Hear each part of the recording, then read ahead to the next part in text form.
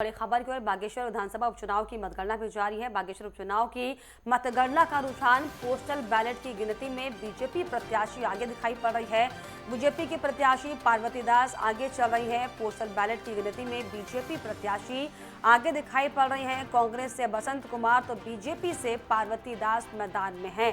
तो ये बड़ी और अहम जानकारी पोस्टल बैलेट की गिनती में आपको बताएं कि जो है बीजेपी फिलहाल बागेश्वर से आगे बढ़ती हुई दिखाई पड़ रही है। दोनों के बीच में हालांकि कांटे की टक्कर साफ तौर पर, लेकिन इसी बीच जिस तरीके से सुबह से ही मतगणना जो जारी है, ऐसे में ये निगाहें सबकी टिकी हुई है कि आखिर बागेश्वर में, क्योंकि इसे लोकसभा का मिनी जो है इलेक्शन भी कहा जा रहा है, क्योंकि इसके बाद अब जो है लोकसभा चुनाव नजदीक है और 5 सीटें उत्तराखंड में, और ऐसे में ये जो चुनाव हुआ है उपचुनाव बागेश्वर की सीट पर, इसके जो परिणाम होंगे या कहीं ना कहीं ये साफ कर देंगे कि जनता का जो है दिल, उनका जो है रुख किस तरफ जाता हुआ दिखाई पड़ रहा है। लेकिन फिलहाल आपको बताएं कि बागेश्वर उपचुनाव को लेकर जो मतगणना है सुबह से वो जारी है और उसी कड़ी में जो है बीजेपी के पक्ष में रुझान साफ तौर पर दिखाई पड़ रहा है।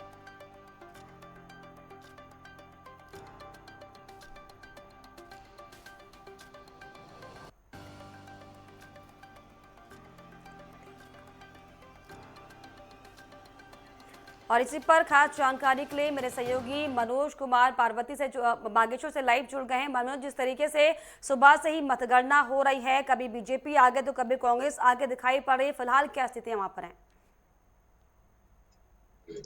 जी, अभी 10वां राउंड कंप्लीट हो चुका है। अभी तक देखा जाए तो बीजेपी प्रत्याशी पार्वती दास यहाँ पर को 2200 के आसपास लगभग मतों से आगे चल रही है। और कांग्रेस लगातार जिस तरीके से पहले 1-2 राउंड में पहले पहले यहाँ पर को देखना होगा कि जिस तरीके से बीजेपी लगातार आगे बढ़त बनाए हुए है, लगभग 2200 के आसपास बीजेपी आगे बनी हुई है।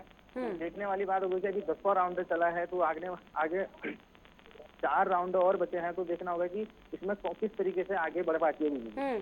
देखिए, जिस तरीके से आप ये बता रहे हैं मनोज कि 10 राउंड की जो है काउंटिंग हो चुकी है, सिर्फ 4 राउंड और बचे हैं, और जो स्थितियां फिलहाल वर्तमान की अगर करें बात, तो ऐसे में बीजेपी साफ तौर पर आगे आती हुई दिखाई पड़ी। तो कहीं ना कहीं ये मान लिया जाए कि बीजेपी जो है वो जहां पर से जीत रही है, क्योंकि 10 राउंड की काउंटिंग में बीजेपी आगे दिखाई पड़ी है।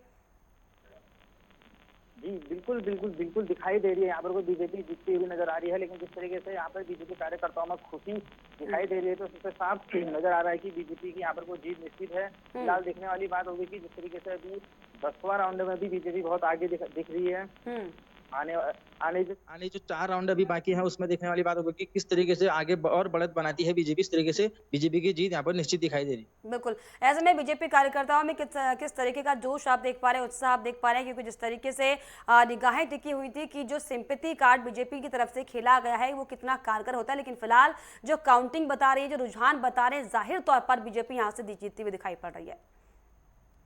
जी अगर देखने की बात होगी कि जिस तरीके से पहले से त्रिकोणीय मुकाबला में बीजेपी लगभग 10-15 हजार के वोटों से अंतर से जीती थी, लेकिन वो इस बार सिंपैथी कार्ड जो आप कह रहे हैं उस तरीके से देखने को यहाँ पर को नहीं मिला है। इस तरीके से अभी पहले वाले मुकाबले में देखा जाता था कि 8-10 हजार के वोटों के अंतर से यहाँ पर को जीतती थी, लेकिन इस बार जितने कम अंतरों से यहाँ पर को देखने को मिला है। कहीं मनोज ये समझा जाए कि जनता ने साथ तो दिया सहानुभूति के नाम पर, लेकिन इतनी खुश जनता फिलहाल इस कैंडिडेट से यहाँ पर नहीं दिखाई पड़ी, ये समझा जाए। जी उनके जनता में इस तरीके से साफ दिखाई दे रहा है कि नाराजगी किस तरीके से लोगों में यहाँ पर को बीजेपी के प्रति थी, जो अभी साफ दिखाई दे रहा है। यहाँ पर को इस तरीके से अंतर यहाँ पर को दिखाई दे रहा है।